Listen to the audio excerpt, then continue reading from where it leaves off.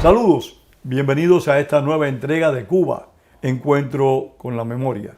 En esta ocasión vamos a entrevistar a un hombre que tiene una larga historia porque por suerte para él, para su familia y para nosotros, ha tenido una larga vida, una larga y fructífera vida.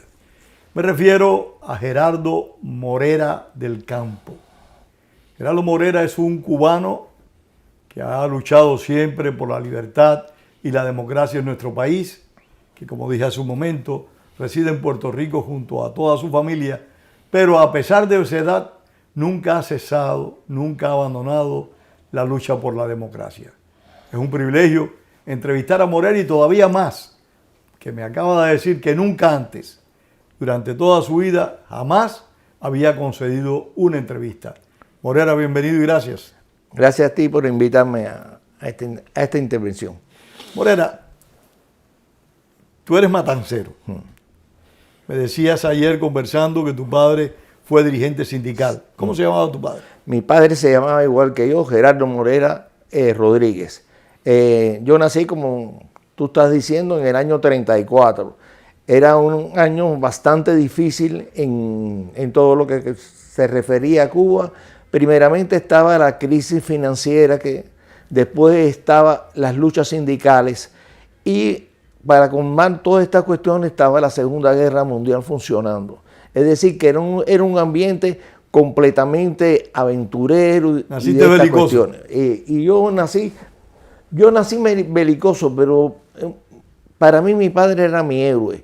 Mi padre era un tipo demasiado hombre, demasiado cariñoso y sin embargo era un hombre rudo. Un hombre que estaba en todas las líderes sindicales. Él era fundador del sindicato de Matanzas, fue fundador de la Federación de los Sindicatos de Cuba y durante mucho tiempo luchó, fue de los 100 hombres expulsados de la Compañía Cubana de Electricidad por su valentía. Llegaba a la casa golpeado y uno le preguntaba: papi, ¿te duele? Y dice, sí, me duele, pero mañana se me quita. Lo que no se me va a quitar es la vergüenza de no haber cumplido con mi deber. Ese era mi padre. Y esa es tu divisa, cumplir con tu deber. Gerardo, ¿cómo fue que te involucraste en las luchas políticas en Cuba? Bueno, entrando en el instituto, 11 años, 12 años, me encantó la política. Entonces los sindicatos, los institutos estaban llenos de grupos ganteriles que estaban luchando y entonces nosotros empezamos, la primera lucha de nosotros es tratar de hacer una asociación que no estuvieran involucrados ellos. Y durante años empezamos todas estas situaciones. Se agrava la situación cuando el grupo de nosotros, el grupo de muchachos... Estamos hablando, perdona que te interrumpa, de la década de los 40. De los 40. Yo entré en el 47 en el año del instituto y estuvimos involucrados con los ortodoxos. Para nosotros era Eddie Cibá un líder carismático que nos encantaba y éramos los que cuando venía a Matanzas eran los guardias de estas situaciones. Todo eso me llevó a varios problemas con el mismo partido porque mi padre era de la Compañía Cubana de Electricidad, como te digo, y nosotros estábamos luchando con Cibá contra el pulpo eléctrico. El monopolio. El monopolio eléctrico de electricidad. Y esa situación que él tenía, la gente le decía, mira Gerardo, tu hijo estaba quemando un muñeco de él. Dice, mi hijo es mi hijo y hace lo que le entienda. Ese es su deber y eso es lo que... Y así era mi padre. Bueno, para no cansarte, empezamos con estas situaciones y en el año 50, ya estando cursando el 4º año de bachillerato, llega un problema con Aureliano Sánchez Arango, hacemos una huelga pidiendo que... Permite un momentico para beneficio de nuestros televidentes. Aureliano Sánchez Arango fue un dirigente político cubano muy notable, muy importante. Participó en la vida política cubana desde los años 30 y cumplió roles importantes también, trascendentes, en la lucha contra el totalitarismo. Se le atribuye haber creado una organización que se llamó la Triple A, que fue una organización muy fuerte, que luchó por la libertad siempre y que nunca le hizo concesiones a la dictadura. Bien. En aquel momento, Aureliano Sánchez Arango era ministro de Educación, cuando estoy hablando de esta situación, y entonces viene la discusión con Eduardo Chivá, que después se da el tiro. Permíteme hablar de Eduardo Chivás, que ahorita no mencionaste y no te quise interrumpir. Eduardo Chivás fue sin duda alguna el político más notable de Cuba en lo que a arraigo popular se refería. Él fundó, cuando se separó del Partido Auténtico, fundó el Partido Ortodoxo. Fue candidato a las elecciones del año 52, pero cometió suicidio porque fue acusado de corrupción. Y él era un hombre de vergüenza, que no estaba involucrado en ningún acto de corrupción. Y frente a los micrófonos de la radio, donde él tenía un programa muy escuchado, se pegó un tiro. Esto le causó la muerte días después y sus funerales fueron uno de los más grandes que han tenido lugar en Cuba. Yo particularmente pienso que Eduardo Chivás era un líder populista y creo que si hubiera llegado al poder, tal vez no hubiera podido hacer el gobierno que él ansiaba y que soñaba. Bueno, siguiendo con mi narración, en el año 40 en el año 50 hacemos una huelga en los institutos de Matanzas pidiendo que los trabajadores pudieran hacer un curso nocturno como lo hacían la gente de la Escuela de Comercio para los trabajadores. Esa huelga nos llevó a que nos juzgaran, es decir, que nos dieron como una especie de juicio y fuimos condenados a la expulsión del Instituto de Matanza, el que la dirigía el presidente Pepe Álvarez, José Pepe Álvarez, le echaron 1 año, a mí me echaron 6 meses de expulsión, que podíamos irnos para otro instituto, pero aquí, el caso es que estuvimos en Matanzas luchando mucho, haciendo bastantes cosas para llevar a los otros centros estudiantiles a las huelgas.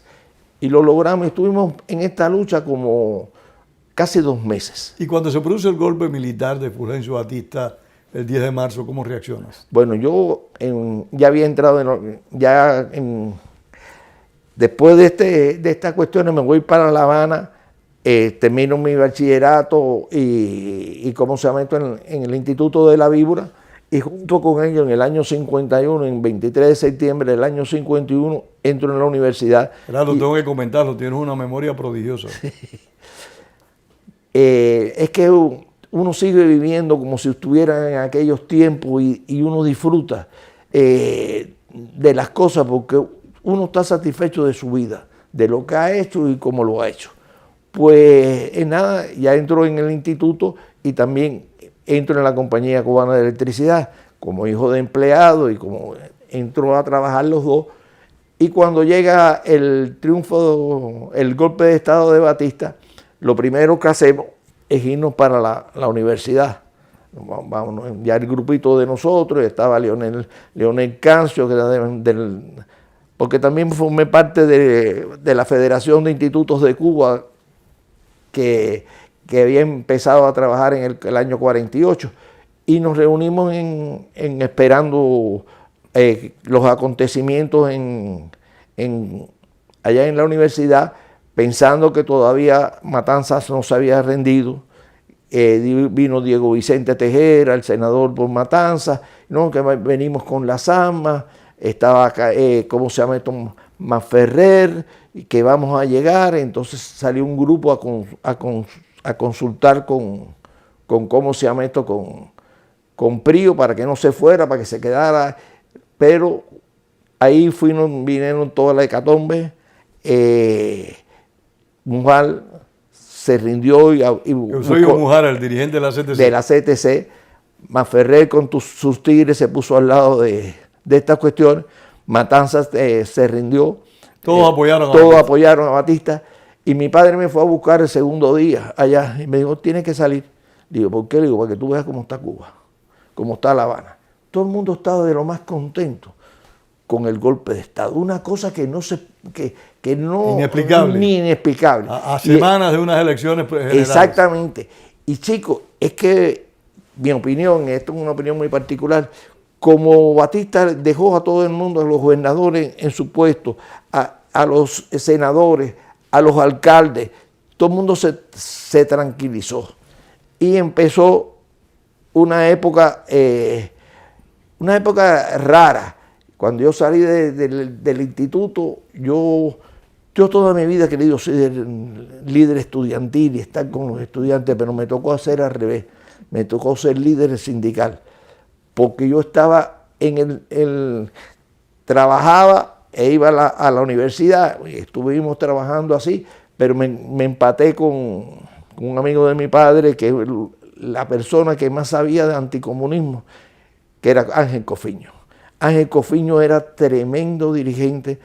Dirigente eléctrico de los más importantes de Cuba, dirigentes sindicales. Oye, y con las conquistas que nosotros conseguíamos con él, era una maravilla. Es decir, Cofiño era Cofiño, y yo puedo decirte que con Cofiño era muy amigo de mi padre, porque habían sido fundados los dos de la federación, pero yo consideraba que Cofiño fue amigo mío, y yo estuve con él mucho tiempo, porque cuando ya empezamos a hacer las cosas contra Batista, él estaba en la OA. La OA, perdóname, Organización Auténtica, una agrupación política, pero que también en su momento asumía funciones de clandestinaje, de subversión, cuando en Cuba se establecían las dictaduras. Exactamente. Bueno, pues empezamos con la OA, y ya empezó me fui alejando de la universidad. Nada más me dedicaba a estudiar.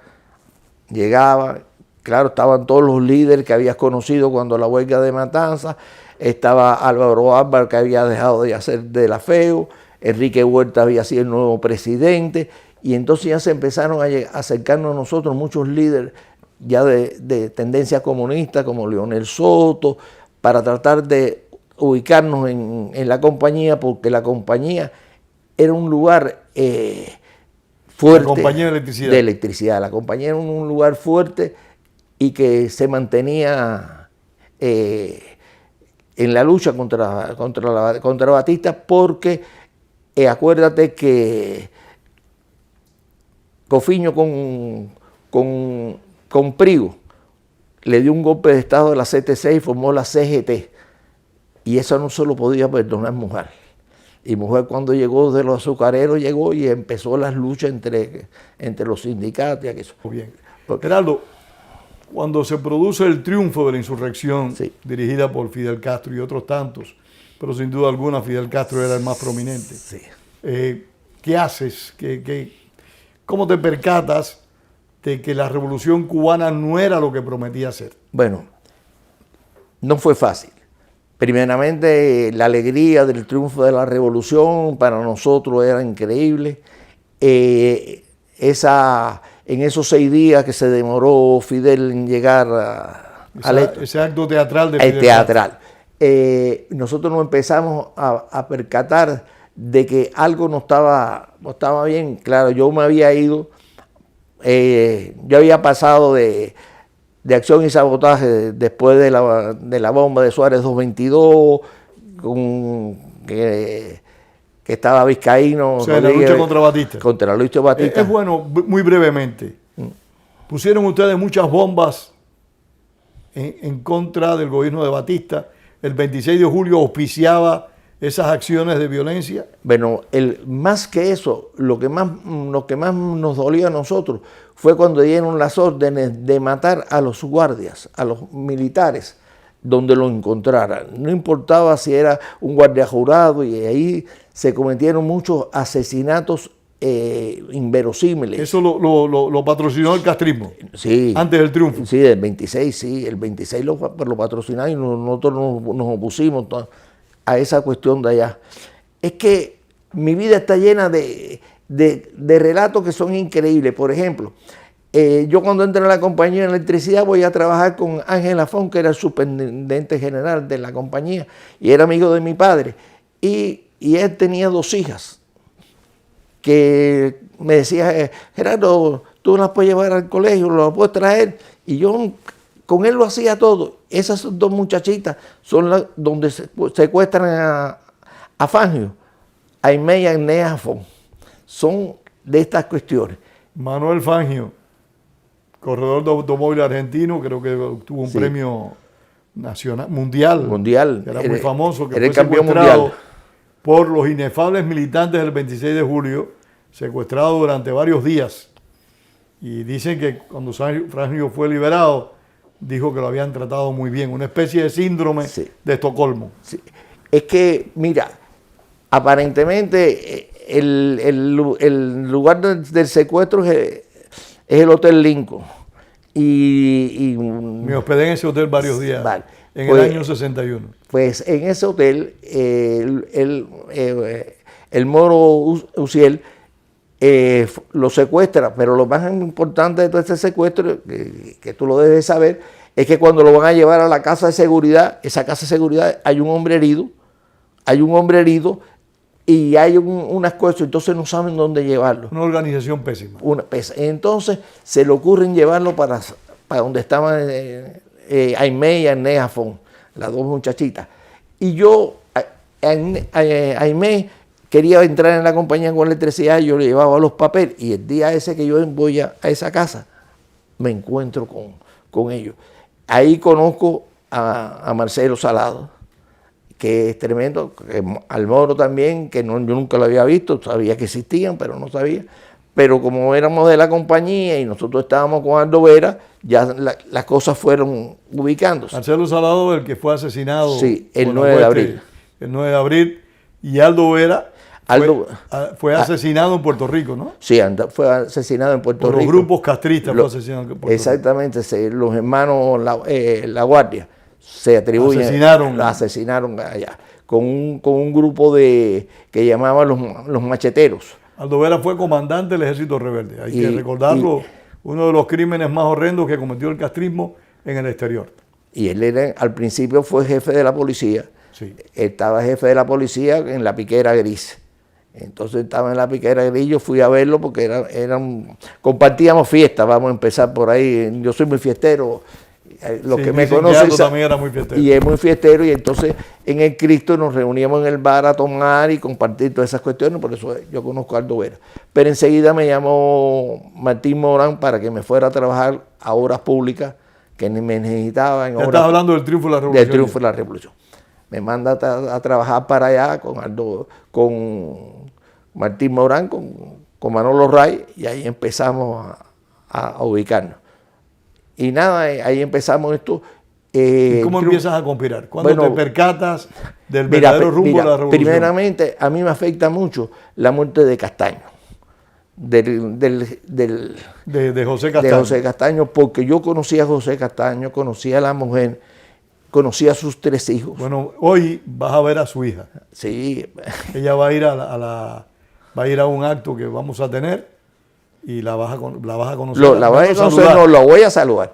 La otra vez la saludamos hablando aquí yo contigo, con él, porque ella era novia de un primo mío aquí en Matanza, y los 2 muchachos eran scouts de la misma tropa de mi primo. Entonces los conocí allá porque el Cristo era un lugar, el barrio del Cristo es un lugar bastante, no sé cómo decirlo, revolucionario, evolucionaba mucho. Y la muerte de Castaño no lo entiendo, y volvemos, lo matan, lo fusilan en marzo. José Castaño fue jefe del Buró de Represión de Actividades Comunistas, el BRAD. El BRAD. Fue jefe del BRAD. Dicen que era un hombre muy respetable, muy serio, un hombre sumamente culto. 7 idiomas hablaba. 7 idiomas, ¿no? Y era un enemigo acérrimo del comunismo. Y por eso fue asesinado. Según algunos, fue fusilado. Según otros, fue asesinado por Ernesto Che Guevara, por ese asesino en serie, ese carnicero de la cabaña. Fue asesinado en su propio despacho, primero golpeado y después le dieron un tiro de gracia. Son las versiones que hay en torno a la muerte de José Castaño. Su hija, Betty Hodgson, fue quien lo vistió, que le entregaron el cadáver de su padre, y relata, disculpa que me extienda, relata ella muy claramente cómo el cuerpo de su padre estaba sumamente golpeado. Una pena y un pesar que demuestra la crueldad de Ernesto Che Guevara. Entonces, contra aquello empiezan las cuestiones de Fidel es comunista. Y entonces... Tú nunca dijiste que me pongan en la lista. No, exactamente. Pero cuando empieza con Fidel es comunista, y esas 2 entrevistas que él hace diciendo por qué no puede ser comunista, nos confunde más en estas cuestiones de que tú estás viendo. También están los fusilamientos, esos en las calles, esa salvajada en la iglesia y cementerios, en escuelas. Y entonces Fidel decía que él, cuando cogiera el poder, ninguna madre iba a llorar la muerte de un hijo. Y en menos de un mes ya habían tantos muertos como en toda la lucha contra Batista. Porque aquello estaba lo de Santiago de Cuba. Yo voy a Santiago de Cuba el 1 de mayo del 58, porque está ahí mi amigo Manolo Piñero, Barbarroja. A Manolito lo votan con nosotros, Manolito todavía, nos votan con nosotros. Otro criminal, con todo sí, respeto con a todo, sí. Otro criminal, otro asesino despiadado, Manuel Piñeiro Barbarroja. Sí, señor. Fíjate que del grupo que nos votan del instituto, lo votan a él, y él va, como es una familia de mucho dinero, porque era una familia muy rica, directamente a los Estados Unidos. Y cuando viene casado con una americana que dicen que era comunista, que fue la que le llevó a los comunismos. Y Manolo, el primer día tuvimos un encuentro muy malo. Me dijo: Gerardo, creo que te veo a ti preso. En ese mismo día, y cuando el día que se vieron ahí en Oriente. Sí, porque ya estaba ya criticando la cosa. No, yo le decía, pero ven acá, chicos, ¿cómo han matado tanta gente aquí en Moncada? ¿Por qué no mataron? Si dicen que allá está cocinero. Dice, no, eso no. Y le digo, no, ese es Raúl, que es un cabrón comunista, digo yo. Y me dice, no, eso es responsabilidad mía. Le digo, yo no te conozco, hijo. Entonces me dicen, es más, cuando yo caigo preso y le van a... No, pero termina esa anécdota y después vamos a ver cuando cae preso. Bueno, pues nada, tenemos la discusión grande y me dice, no, tú vas a caer preso por aquí. Le digo, bueno, yo no sé si voy a caer preso o vas a caer preso tú, porque lo que está pasando aquí no es normal. Cuando ella llegó ya para La Habana, ya todo el mundo me dice, Gerardo, tú te metiste con donde no te tenías que meter, te metiste con Manolo. Y bueno, me metí con Manolo, pero Manolo y yo jugábamos handball en la amistad todavía. Había una amistad, y yo digo, no, esto no va a pasar. Lo que nunca supe es que la clase de puta que era. Eso no lo sabía. Y perdonen la palabra. Bueno, es válida la palabra. Pues nada, pues ya llegamos a La Habana, empieza Cofiño. ¿De qué mes estamos hablando? Estamos hablando julio. Mayo, 59. Julio. Sí, del 59 me llega Cofiño y me dice, oye, esto es comunismo completo. Aquí no hay... Julio del 59, ya te dice. Sí, no, me dije Cofiño. Oye, yo los conozco, tú sabes que yo sí los conozco. Y él me empieza a entrar la duda. Al final, ya todas las mismas células que habíamos nosotros hecho de cómo se llama esto de la OA y del 26, estaban todo el mundo, de la compañía estaban todo el mundo virado porque no veían que iba a haber progreso, sino retroceso en todas las conquistas. Y ahí empezamos.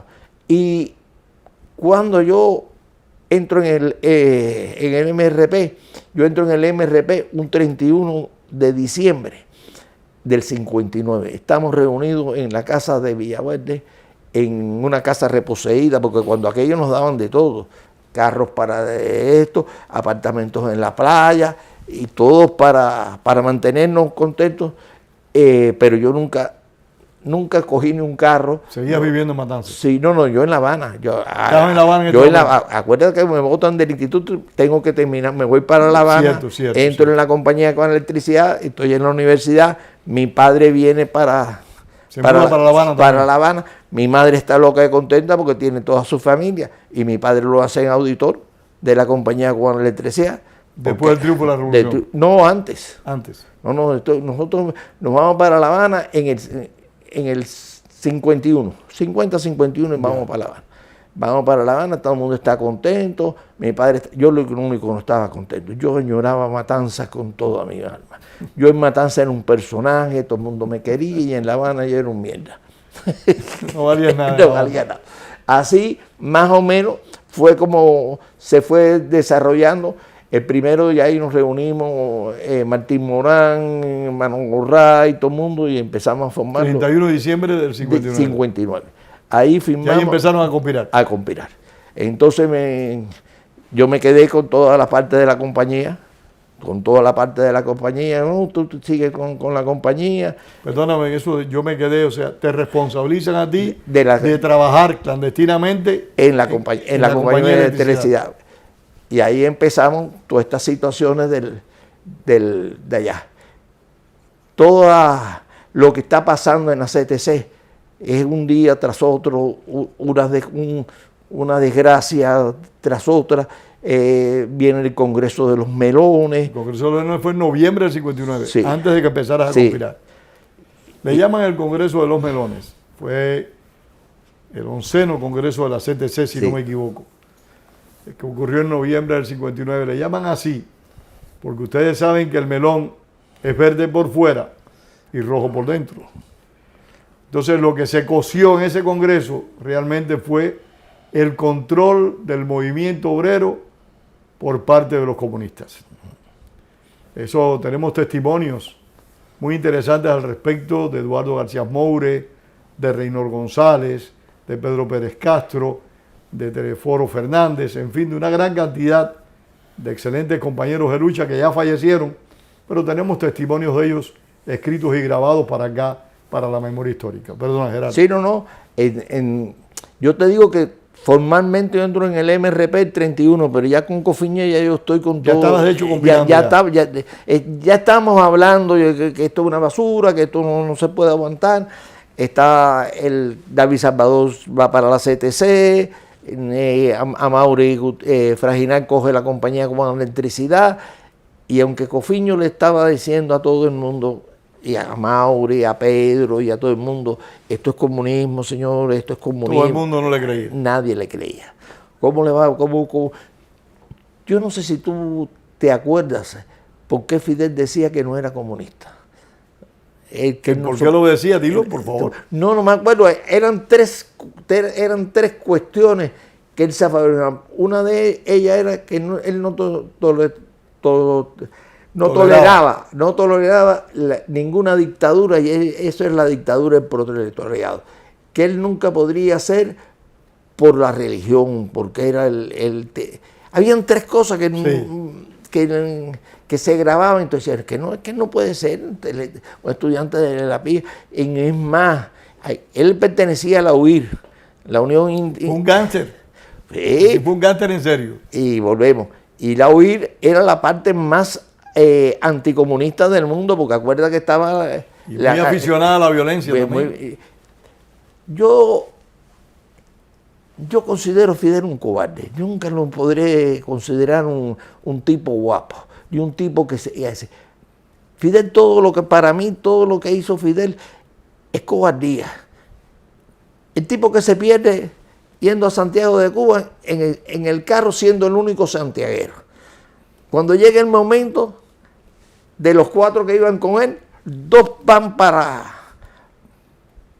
la lucha ya que se había empezado y después va y se para la iglesia con el arzobispo. Si busca el apoyo del arzobispo. El apoyo al arzobispo. Te pones a pensar cuando cayó Confite, que él iba, que se iba, que iba. Oye, se tiró, nunca se llegó a esa cuestión de que nadó, nunca se llegó a montar. Es decir, nunca. Y cuando estaba en la sierra, le dan un rifle para que no pelee. Todo lo de él ha sido bluff. El único asesinato que se le conoce es el sargento de la FEU. Mi opinión, yo comía candela cuando aquel tiempo, de verdad que yo comía candela porque yo me creía que yo era Superman. Estas cuestiones de que esa juventud loca que hay que hacer las cosas y vamos a hacerlas, esa era yo. Yo nunca he sido de... Pero volvamos a la lucha, volvamos a la lucha, todo está bien. Volvamos a la lucha contra Castro. Se organizan ustedes en el MRP en diciembre ya. El primero de enero del 60 ya estamos. ¿Qué tipo de actividades realizan en este momento ustedes? Primeramente es organización. Hacer la célula, ver quiénes estaban, quiénes no estaban, quiénes se habían ido y esta cuestión. Ahí empezamos, ya había pasado bueno, yo me siento muy defraudado con el cabrón directorio. Porque el directorio se vende completamente por puesto. Un Llanusa para alcalde. Estás hablando del año 59, sí, cuando triunfó la revolución. Entonces, ya yo cuando el triunfo de la revolución, toda esa gente que era la semilla para poder organizarnos, seguir la lucha, están con el gobierno. Sí, Faure Chomón, Rolando Cubelas, todos. Pepín Naranjo, oye, toda la gente, Llanusa, oye, toda la gente. Y tú te pones a ver, entonces empezamos a organizarnos. La misma célula, quienes están, que habla, que tú piensas de esta situación, y se empieza a pensar en los sabotajes. Pensando, en la parte de nosotros, estamos pensando lo mismo que pasó en la bomba de Suárez 222, y es cuando empiezan a trabajar Yo trabajo en un departamento que se llama el Departamento de la Construcción. Yo soy jefe económico, contador, después jefe económico del departamento. Ese departamento lo crea Cofiño para conseguir empleados y quitarle el trabajo a la Frederick Schneer. Entonces, a la Frederick Schneer, que hacía todas las construcciones de la compañía, para hacer las subestaciones, para hacer el soterrado. Y Frederick Schneer era una compañía de construcción. Sí, enorme, que era la que se llevaba casi todos los edificios grandes de La Habana, los hacía ellos. Y entonces ahí entramos como 300 trabajadores, que ya con eso Cofiño asegura el poder del sindicato, porque son gente que él mete en la compañía y trabaja. Y empezamos a trabajar allí, y era una maravilla trabajar allí. Empezamos a hacer la línea de soterrada, de cómo se llama esto, de la calle Manrique, y empezamos las primeras subestaciones. Esto del triunfo de la revolución. Cuando llega el triunfo de la revolución, la compañía quiere seguir con ese departamento, invierte 40 millones de pesos para hacer más subestaciones. Pero ya 40 millones de dólares. De dólares, para hacer más subestaciones, y yo soy el contador de esa compañía. Perdona la digresión, estamos en el 59. Sí, estamos en el 59. Ya antes del triunfo, antes de que la nacionalizaran, la compañía empezó a trabajar, a invertir mucho dinero para hacer más, para ayudar a la revolución y esta cuestión, hasta que llega y le dan la nacionaliza. La nacionaliza. Cuando la nacionalizan ya empezamos a trabajar. Eso fue a mediados, finales del 60, ¿no? Julio del 60 fue. Julio del 60. Más o menos, ahora no estoy llegando. Pero cuando llega aquello, Está Gómez Trueba, lo ponen de un administrador que no sabe de un ingeniero, pero no sabe nada de la compañía de electricidad. Y para la parte de contratación tengo la suerte que va Luis Blanca, que Luis Blanca era del directorio, acababa de graduarse de ¿cómo se llama esto? De ingeniero. Yo lo conocía de la universidad. Entonces cuando llegó me dijo, oye Gerardo, yo de esto no sé nada. Le digo, yo te ayudo en todo lo que sea, porque yo lo que quiero es electrificar todo aquello. Gracias a Dios sobreviví. Entonces aquellos me hacen, entonces él mismo me hace jefe de toda la electrificación rural, la parte económica. Y ahí entonces empezamos a hacer nosotros todas las subestaciones que después trabajamos, que es Guinía de Miranda, Rafael Alfonso, Topes de Collante, Ana Vanilla, todas esas cuestiones lo estuvimos trabajando. Pero bueno, yéndome a esas cuestiones, empezamos a trabajar los papeles para...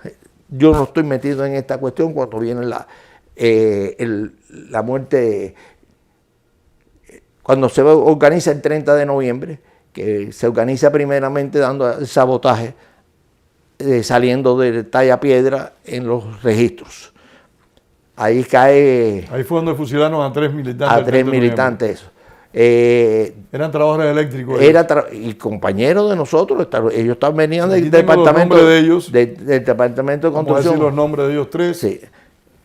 El capataje del grupo era William Lesanté. William Lesanté era el capitán del grupo. El capitán del grupo y esa cuestión. Sí, eso ocurrió el 18 de enero, perdón ustedes que lean. Del 59. Que fueron ejecutados en los fosos de la Fortaleza de la Cabaña los trabajadores del sector eléctrico Julio Casielles Amigó, William Lesanté Majer y Luis Olirio Méndez Pérez. Los tres fueron fusilados por el castrismo porque ellos hicieron un acto de sabotaje. Exactamente. Tienen la desgracia que ellos se iban a ir iban a hacer el sabotaje y montarse en un barco. Ahí se salva el gallego Fernández, que es muy amigo, era del grupo del 30 de noviembre y que había pertenecido conmigo a ¿cómo se llama esto? Al 26. Al 26.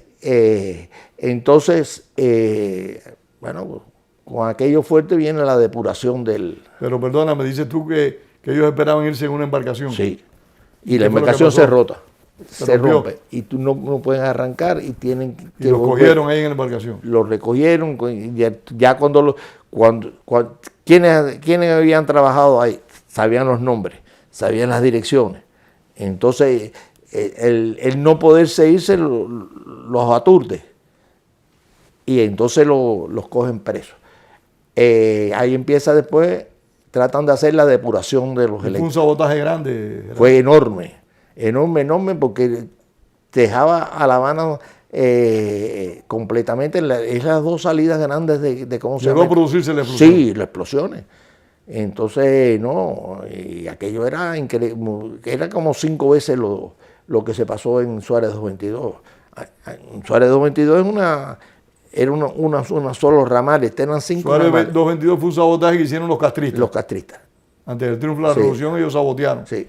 Y esta gente superaron ese sabotaje. Esas son la gente de Amauri Fraginal, que son los que ponen Suárez 222, el vizcaíno, Rodríguez Vizcaíno, que trabajaba con nosotros en el departamento, que fue el que nos pide los equipos para abrir el hueco. Y después nos entrega. Y después de este sabotaje donde los eléctricos, al menos un sector de los eléctricos están identificados claramente en contra de la dictadura, ¿qué hace el gobierno? Bueno, acuérdate que todavía hacemos otras cosas más. Viene la depuración del gobierno y nosotros salimos con una primera marcha, saliendo del sindicato de nosotros hasta el Palacio. Y ahí nos entrevista, ahí nos recibe Dorticó. Perdóname, que eso es muy importante. La única asamblea. Esa protesta fue una protesta trascendente. Quien primero me habló a mí de esa protesta fue un eléctrico, Calixto Campos, que en paz descanse. Sí. Dirigente eléctrico, un hombre muy valiente que falleció hace unos cuantos años atrás, que al igual que tú participó en esa protesta. Sí. Háblanos de esa marcha, ¿cómo fue? Bueno, mira, esa marcha ya estábamos bastante, inconforme toda la gente de la compañía porque nos querían meter para el sindicato de la construcción con el negro Salvat. Y entonces ya la gente dijo que nosotros éramos un sindicato aparte, y entonces empezamos a promover ¿cómo se llama esto? La concentración. Entonces Cofiño dice, bueno, si vamos a salir de nuestro antiguo sindicato.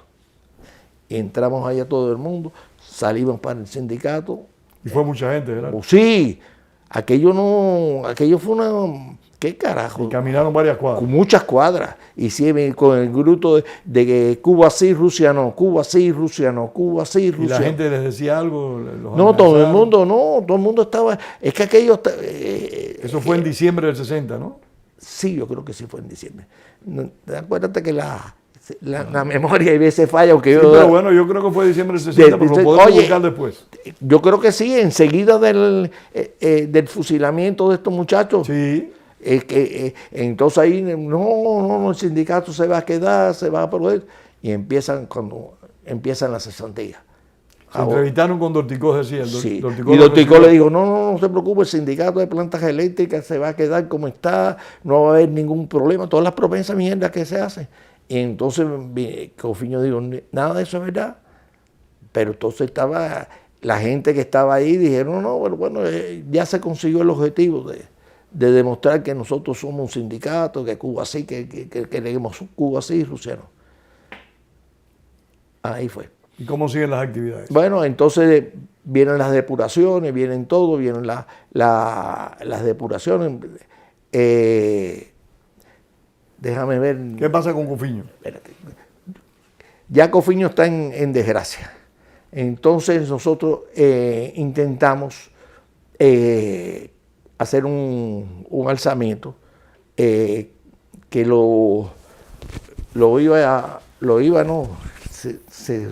en la Sierra Cristal.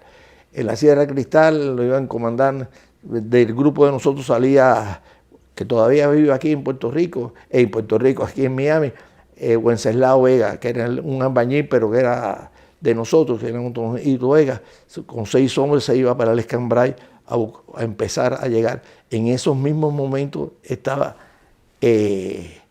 Alberto Müller en la Sierra Maestra. Sí. Cuando cogen a Müller, tuvimos que sacar nosotros los hombres de allá completos. Tenían que ver por qué pudieron salir, porque todos tenían contratos de que iban a hacer una subestación, todos tenían carnet del sindicato y todos tenían carnet de la compañía, del departamento de... ¿Pudieron sacarlos de allí? Sí, ¿por qué? Porque yo lo hacía. Yo era el que hacía todos esos contratos, yo era el jefe económico. Yo le daba contrato a todo el mundo. Yo le hacía esas situaciones. Es una manera de conspirar también. Sí. Yo tenía una secretaria que era una abogada y que fue la secretaria del vicepresidente del esto, que me lo hacía todo. Elena Gutiérrez. Esa Elenita... cuando yo estaba en problemas y me tenías que ir para otro lado, me decían, oye, di que vas para tal lado, yo voy a hacer los informes tuyos de la revisión. Y ella hacía los informes y yo estaba en otro lado. Ella fue una persona increíble. Ella estaba loca porque yo me fuera por Baracoa. Ella tenía unos contactos en Baracoa. Oye, que te fueras del país. Que me fuera con el país. Pero yo me creía Superman, de verdad que yo me creía Superman. Yo creía que a mí no me pasaba nada. Y es verdad. Bueno, en caso es que entramos esto, cuando llega el triunfo de la revolución, nosotros estamos esperando y yo me voy para Varadero de vacaciones y me cogen un Varadero de vacaciones y veo las cosas desde lejos. No pasó nada. Llamé a Elenita y le dije, oye, no te parezca ni por aquí, porque están buscando gente y no voy a hacer que te busquen a ti. Le digo, no, está bien. Estamos hablando más o menos mediados del 61. No, 15 de abril del 60, en abril cuando la invasión. En el momento del desembarco ella yo estaba afuera, yo estaba lejos. Yo no tenía nada que ver con aquello. Claro, nosotros esperábamos, se había hablado, había hablado mucho de que el MRR y el 30 de noviembre, que había algo por el Trinidad. Nosotros estábamos esperando los hombres por Trinidad y toda esa cuestión. Y yo me fui para Varadero y cuando venga había pasado todo, habían cogido mucha gente, y entonces me toca a mí, ¿cómo se llama esto? Ya salen la gente, salen los líderes, sale Julito Hernández, sale toda la gente del directorio, y mi primo, el que estaba enamorado de Betty, se tiene que ir, lo conocían por el católico, y se tiene que ir de esto, y entonces me dice, tengo muchas cosas que hacer. Le digo, oye, no te preocupes, yo las hago, yo me quedo aquí, yo las hago. Entonces ahí conocí a Julito, y me dice Julio Hernández Rojo. Julio Hernández Rojo. Permíteme. Sí. Julio Hernández Rojo, quien fuera dirigente máximo del Directorio Revolucionario Estudiantil en los años 62, fue a prisión durante muchos años, un hombre muy dedicado y muy justo, y falleció en el exilio. Bueno, entonces Julito me dice a mí, no, yo vengo, pero ahí conozco yo al griego. Pero el griego yo lo conozco desde niño, porque increíblemente desde el Cristo también, del barrio del Cristo y toda esa cuestión. Pero yo no podía pensar que este muchachito fuera griego, es que eran niños, chicos. Yo era un viejo, yo tenía 20 y pico años y era un viejo, en comparado con estos muchachos que estaban del directorio. Y tenían 10 años menos que tú como promedio. Como promedio. Y nada, yo no pienso que venga Julito, y un día se me aparece Julito con Luciano, con Fernández Roche. Que falleció hace poco aquí en el destierro. Sí. Fundador del Directorio Revolucionario Estudiantil junto con Alberto Müller, Juan Manuel Salvat y otros compañeros más. Pues nada, viene con él, y ahí yo tenía bastantes casas de seguridad porque en todos los pueblos aquellos donde uno llegaba, uno alquilaba una habitación, un lugar, para cuando vinieron los trabajadores tuvieran un lugar donde estar, y cuando yo llegara tuviera. Así que yo tenía bastantes casas de seguridad en los países, y aquí teníamos una buena casa también en el reparto, que está en Rancho Boyero, en la calle 100, y ahí nos reunimos con ¿cómo se llama esto? Con Luciano, con Travieso, con Nicolás, Nicolás Pérez Díaz Argüelles, con Tomás Fernández Travieso. Sí, toda esa gente nos reunimos allí, y entonces ellos traían unas armas, y ahí nos tiraron la fotografía, y cuando sale Xiomara como limpiando armas. ¿Xiomara tu esposa? Mi esposa. Y porque ya yo en el 60 me había casado con Xiomara. Gracias a Dios, lo mejor que yo he podido hacer en mi vida. Y nada, estuvimos allá, y yo dije, coño, si esta gente vinieron aquí no hay ningún infiltrado. Y no pensaba Ellos llevaron armas. Sí, pero pocas. No esto. Y habían personales. Sí. No, habían 2 M3, había una ametralladora, había unas cuantas armas que servían para eso. Había un arma que enseguida ¿cómo se llama esto? No la soltaba ni el griego, ni otra que no la soltaba de armas, Johnny de armas, que le encantaba toda esa cuestión. Bueno, llegamos a estas situaciones, empezamos a trabajar con el directorio. Yo le digo a la gente, bueno, mira, se van para, Julito se va a esconder para Matanza con Nicolás, y yo me quedo en La Habana. Yo le doy papeles a todo el mundo, yo daba papeles a todo el mundo. Papeles falsos a todo el mundo de que trabajaban. No, papeles originales. Sí, pero que no era real. No era real. Pero entonces ahí empezamos esa conspiración. Ellos se reúnen con Pichi Catalá para pedir armas. Perdona de nuevo, Pichi Catalá, jefe guerrillero de la provincia de Matanzas, porque hay que decirlo, en los llanos de Matanzas operaron grupos guerrilleros, pero no uno, varios grupos guerrilleros, la mayoría de ellos perecieron en combate y lucharon arduamente, fuertemente en contra del comunismo. Nosotros estábamos haciendo en Matanzas la planta número 3, que era la última planta americana que se hizo, porque después se hizo en Matanzas una planta, después de que yo estaba preso y eso, que era una planta francesa, que fue la última que se hizo. Bueno, el caso es que llega empezamos a funcionar. Ellos se reúnen con Propicio y le digo, oye, si nosotros mandábamos cosas para el escaparate por los lugares que teníamos, pero nunca pudimos mandar armas porque no las teníamos. Podíamos mandar víveres, podíamos mandar en botas. Nosotros vaciamos la casa de los scouts, que tenían botas y todo eso la vaciamos, es decir, la compramos, pero bueno, la vaciamos. Sí. Y entonces eso fue todo lo que se le podía mandar para allá. Y ahí mira que he hecho cosas. Bueno, nada, empezamos a trabajar y ya llega un momento en que nos dice Julito, oye, dicen que por el Mariel está pasando cosas raras. Y yo le dije, bueno, no, tú no tienes que... No, sí, nosotros hicimos la planta del Mariel y tú tienes oportunidad de saberle. Bueno, yo voy a mandar a los muchachos para allá, a los ingenieros. Nunca se me olvida, fue Mirabén y fue Serra y fue... ¿De qué estamos hablando ya? ¿De qué época?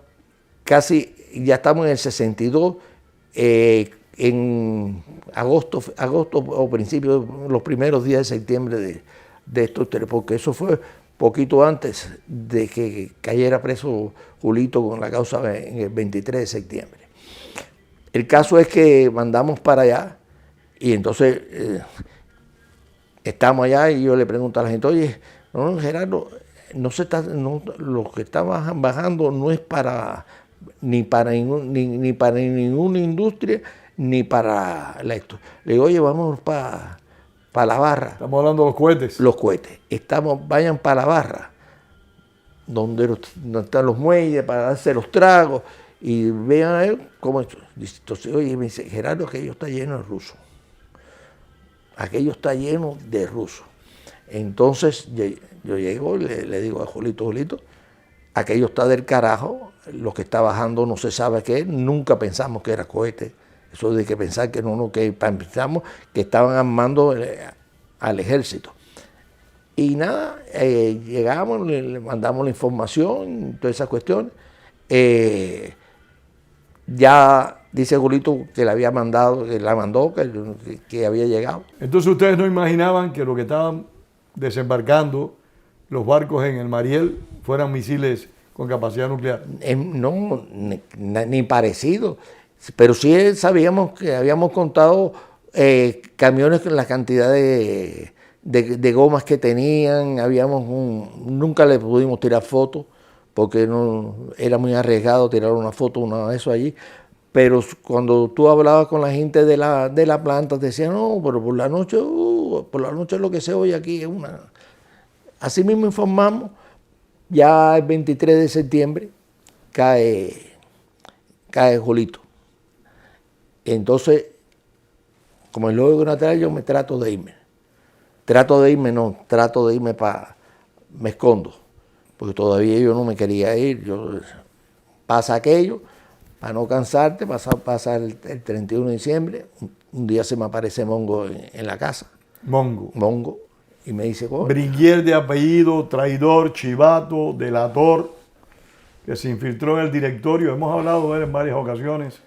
Bueno. Y fue posiblemente la persona que mejor servicio le prestó como delator, como agente infiltrado al régimen castrista para destruir un grupo conspirativo. Tanto es así, bueno, que Mongo no... Bueno, en la causa de nosotros hay como 100. Y de la causa de Kemer, que es por la parte de las vías, Kemer Jamis, hay como 70, 80. Así que casi 180 personas caímos presos en eso, entre ellos los padres de nuestros dirigentes. Me acuerdo de Oreste García, me acuerdo de Casuso, de Cay, el padre de Cay. El Fino Cay. Del padre Fino Cay, que era una bola de humo. Eran dos tipos fabulosos. No. Tanto el padre como el hijo. Pero el padre era un fenómeno. Yo te digo. Sí. Bueno, Nada, porque en caso de que ya llega el 11 yo trato de, en estas correderas mías por estos lados, me caigo y me empiezo a sentir la columna, dolores en la columna, y cuando me voy a hacer la placa tengo 3 vértebras separadas y me hacen para la operación, me ponen para operarme. Y ahí caigo preso yo con una cama Fowler, una cama de posiciones con pesos en los pies. Ahí me arrastran. Ahí me arrastran de mi apartamento. ¿Esto ocurre en el 62, septiembre, octubre? No, eso ocurre el 11 de diciembre del 62. Es la última causa de nosotros, la misma causa del electo, que caíamos 100 y pico. Y ahí empezó mi... ¿Cuántos años estuviste preso? Me echaron 20 años. Yo alé 6 años, 8 meses y 21 días. Caí un 1 el 11 de julio y salí un 1 de agosto del 70. Eso es lo que yo lo tuve preso.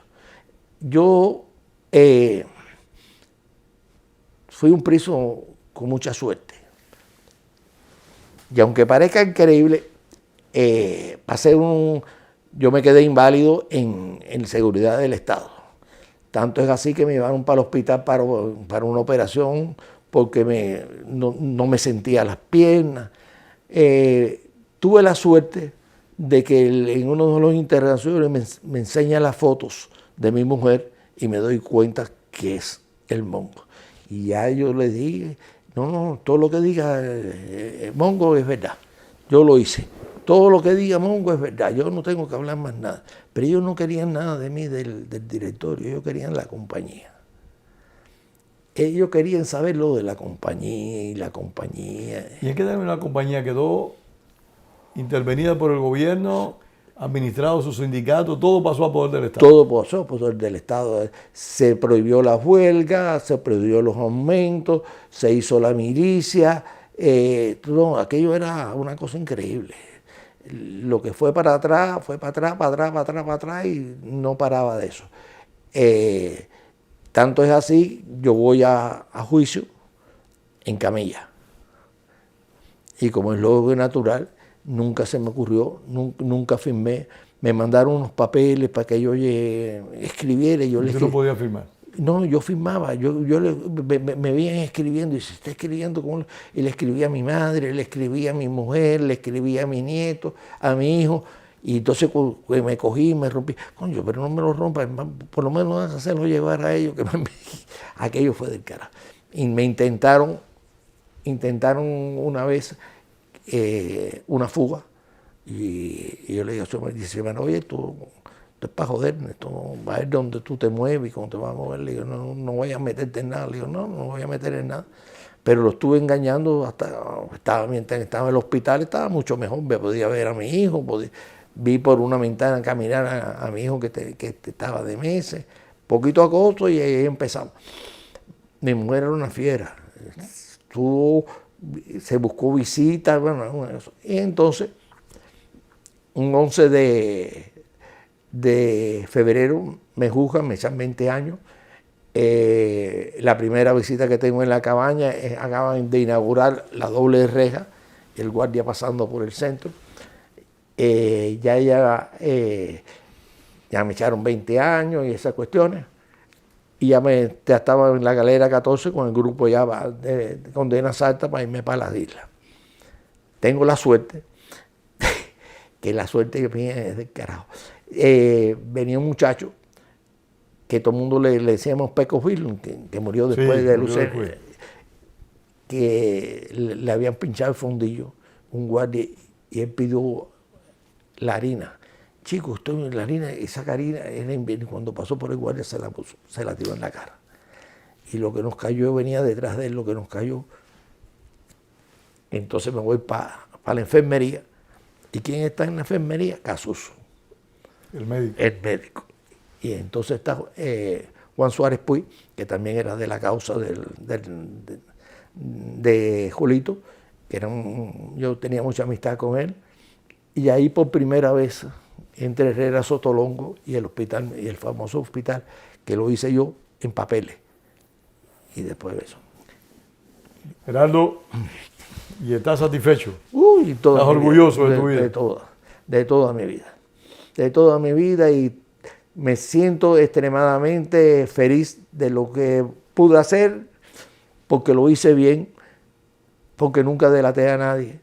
En toda la prisión aquello, cuando me dijeron, no, porque usted escribió, y la gente dijeron, no, si hay algo escrito no está firmado por mí. Aquello me sentí orgulloso. Tanto es así, cuando ya en el exilio estuve, todos los eléctricos que habían salido me ofrecieron, me prestaron dinero para hacer mi primer negocio. Bueno, pues muchísimas gracias por esta entrevista. Muchísimas gracias. Realmente ha sido de gran satisfacción para mí conversar contigo y haber abordado esta parte tan importante de tu vida. No, yo estoy orgulloso de ella, ¿verdad? Pues felicidades. Y de mi familia, sobre todo. Felicidades, felicidades. Bueno, y a ustedes muchísimas gracias por haber compartido una vez más su tiempo. Esperamos llevarle en breve nuevas entrevistas de Cuba, Encuentro con la Memoria. Gracias a nuestro director Wenceslao Cruz, y se despide como siempre Pedro Corso. Hasta la próxima.